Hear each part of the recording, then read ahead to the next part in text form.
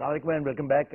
جی ہم topic start کرنے جا رہے ہیں اجتہاد کا، اور کون لوگ ہیں جو اجتہاد کر سکتے ہیں. اور دیکھیے، ایک طرف جہاں اقبال مسلسل ایمفسائز کرتے ہیں کہ آپ اپنے جدید دور کے مسائل کو حل کرنے کے لیے اجتہاد کیجیے، مگر at the same time very interestingly warn بھی کرتے ہیں کہ ایک غلام آدمی کا اجتہاد تباہی کی طرف لے کے جاتا ہے. رموز بے خودی میں ایک بہت انٹرسٹنگ چیپٹر اقبال نے باندھا ہے، لائک ٹو ڈسکس دس. کہتے ہیں کہ انحطاط کے دور میں، یعنی جب معاشرہ زوال پذیر ہو، جب معاشرہ غلام ہو، جب انسانوں کی فکریں اور سوچ آزاد نہ ہو، جب انسانوں میں خوف میں مبتلا ہو، جب ان کو جان کا خوف ہو، مال کا خوف ہو، رزق کا خوف ہو، ایسے وقت میں اگر اجتہاد کیا جائے گا تو تباہی ہوگی. یعنی اگر آپ ہمارے بزرگوں کی مثال دیکھیے، چاہے انٹینشنز اچھی ہوں، چاہے انٹینشنز اچھی ہوں، لیکن آپ وہ ریکوائرمنٹس پوری نہیں کر رہے ہیں جو اجتہاد کے لیے ضروری ہے. اجتہاد کی ریکوائرمنٹ اقبال کے الفاظ میں مرد آزاد ہونا ہے، مرد مومن ہونا ہے کہ جو کائنات میں سوائے اللہ کی ذات کے کسی سے خوف نہ کھاتا ہو. دیکھیے، جب ہمارے بڑوں نے اجتہاد کیے، جب پورے دین کو ایک منٹ یہاں پہ پلیز رکیے گا. صرف جو ہماری ینگر آڈینس ہے ان کو ذرا ایک ورڈ میں یا فیو ورڈ میں ایکسپلین کر دیں کہ اجتہاد ہے کیا. وہ اتنا بڑا لفظ سن کے شاید اکثر لوگ اس طرح کی چیزیں. کریکٹ. دیکھیے، قرآن اور سنت دو سورسز ہیں ہمارے لا میکنگ کے. ٹھیک. یعنی جب آپ کو کوئی لا دیکھنا ہوتا ہے یا کوئی دیکھنا ہوتا ہے کہ اللہ نے کیا حکم دیا ہے، کیا کیجئے یا کیا نہ کیجئے، تو وہ چیز آپ کو قرآن میں آپ تلاش کرتے ہیں. اس کے بعد حضور صلی اللہ علیہ وسلم کی سنت ہے، سنت مبارکہ یا سیرت مبارکہ، جس میں حضور نے جو چیزیں کر دی، یا حدیث مبارکہ جو آپ نے بیان فرما دی. تو قرآن اور سنت become two sources of law. ٹھیک. اور جو تیسرا لا ہے، but Quran is supreme. Quran and سنت آر آئیڈینٹیکل، کیونکہ قرآن کی تشریح حضور نے فرمائی ہے. ہمیں نہیں پتا قرآن کیا ہے، جب تک جتنا ہمیں حضور نے کہا اتنا ہم نے قبول کر لیا، کیونکہ وہ یہ ایک زبان مبارک ہے.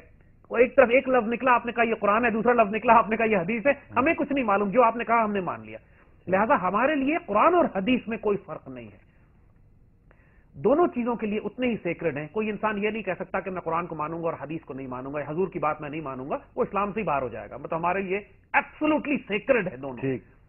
اسی طرح جو تیسری چیز جو کہ سب سے زیادہ ڈائنامک کانسیپٹ ہے اس دین کا، جو کسی اور مذہب میں موجود نہیں ہے، کہ مرد آزاد کو، مرد مومن کو، اللہ کے بندے کو حضور صلی اللہ علیہ وسلم نے اور اللہ نے اجازت دی ہے کہ قرآن اور سنت کی بنیاد پر تم جدید دور کے تقاضوں کے مطابق نئے فیصلے کر سکو، نئے رولز بنا سکو، جو قرآن و سنت کے اندر ہی ہوں گے، but you will be developing new laws and parameters and paradigms, جس میں تم اپنے مسائل کو حل کرو گے. مثال کے طور پر آج ایک شخص چاند پہ پہنچ جاتا ہے. اب چاند پہ جا کے وہ جمعے کی نماز کیسے پڑھے گا، اور وہاں پہ نماز 5 وقت کیسے ہوگی، اور وہاں پانی ہے یا نہیں ہے، تو اس کے بعد وہ تو اسلام تو قیامت تک کے لیے. اب چاند پر جا کے اس کو خود فیصلہ کرنا پڑے گا کہ قرآن اور سنت کی روشنی میں میں یہاں پر زندگی کیسے گزاروں.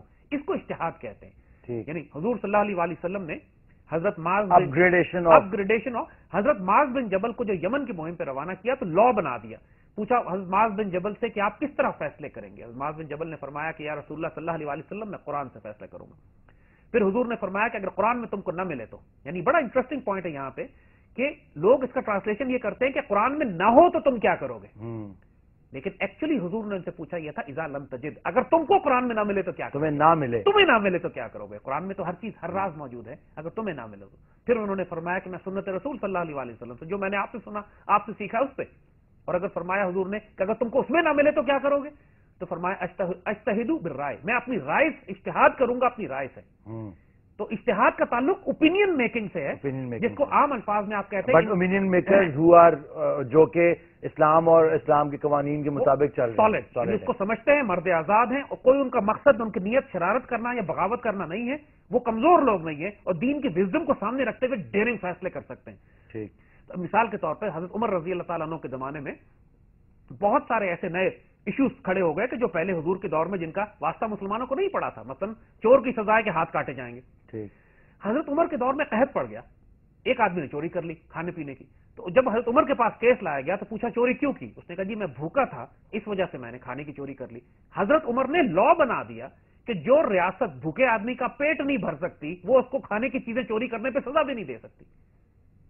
Now this is the most powerful اجتہاد.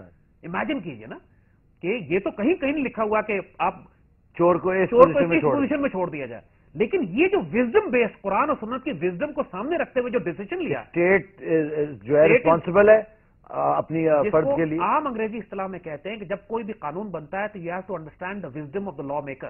جو قانون بنانے والا ہے اس کی وزڈم کو سامنے رکھ کے سمجھنا ہوتا ہے. قانون اندھا نہیں ہوتا, نہ جج اندھا ہوتا ہے. یہ انگریزوں کی بات ہے کہ law is blind. Law is never blind, neither the جج is blind. Law has to be applied with wisdom, understanding circumstances and the environment جس پہ وہ استعمال ہو رہا ہے. تو اس کو اجتہاد کہتے ہیں. اس طرح بہت سارے فیصلے صحابہ نے کیے, اور ہمارے 1400 سال کی مسلمان تاریخ میں ہر دور میں کمال یہ رہا ہے کہ مسلم سویلائزیشن جب عروج پہ تھی اپنے, when we were the strongest, جب ہم چائنا سے لے کر اسپین تک اور یورپ تک حکومت کیا کرتے تھے, تو جو بات ہم نے کہی نا علی, کہ وہ سائنس اینڈ ٹیکنالوجی کی بنیاد پہ نہیں تھا. That was on the basis of strong social structure جو موجود تھا, جہاں عدل تھا, جہاں معاشی جسٹس تھا, اور سب سے بڑھ کر ہمارے پاس سوشل سائنٹسٹ ایسے تھے, فلاسفرز ایسے تھے, اولیاء ایسے تھے, مسٹکس ایسے تھے جو پورے معاشرے کو مضبوطی سے سنبھال کے رکھتے تھے اور اس کو گمراہ نہیں ہونے دیتے تھے. اور یہ بڑے بڑے لوگ جن میں امام احمد بن حنبل ہے, مالک ہے, شافعی ہیں, ابو حنیفہ ہے, امام بخاری ہے, اس کے بعد جو مسٹکس ہیں, حسن بصری ہے, جنید بغدادی ہے, شیخ عبد القادر جیلانی ہے, یو اسٹارٹ ٹیکنگ نیمز. یعنی جب 800 سال کا مسلم ایرا, جس کو ہم گولڈن ایرا آف اسلام کہتے ہیں یا قرون اولا کہتے ہیں, if you read the entire history of حضور صلی اللہ علیہ وسلم کے دور سے لے کے اندلوسیہ تک, ہر دور میں اس قدر کثرت سے یہ لوگ پیدا ہوئے ہیں, مرد آزاد, the people who could stand up to authority. مثلا امام احمد بن حنبل خلیفہ وقت نے ان کو اپنی مرضی کا فیصلہ دلوانے کے لیے خلیفہ بلا لیا امام احمد بن حنبل کو. امام احمد بن حنبل کو ایسے کوڑے پڑتے تھے کہ ہاتھی کو کوڑے پڑ جائے تو ہاتھی مر جائے. یعنی امام اپنے اوپر کوڑے لیتے تھے.